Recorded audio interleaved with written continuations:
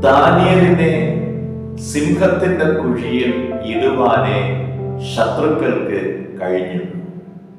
സിംഹം ആരെ വിഴുങ്ങണം എന്നുള്ളത് ദൈവത്തിന്റെ തീരുമാനമായി.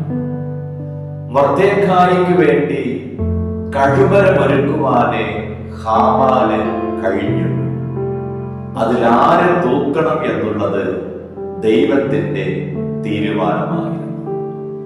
ദൈവ പൈതലേ, നിന്റെ ജീവിതത്തിൽ നിറവേറപ്പെടുന്നത് ശത്രു എടുക്കുന്ന തീരുമാനങ്ങളല്ല, സർവശക്തനായ ദൈവത്തിന്റെ തീരുമാനങ്ങളാണ്. പിന്നെ എന്തിന് നാം ഭയപ്പെടണം? God bless you.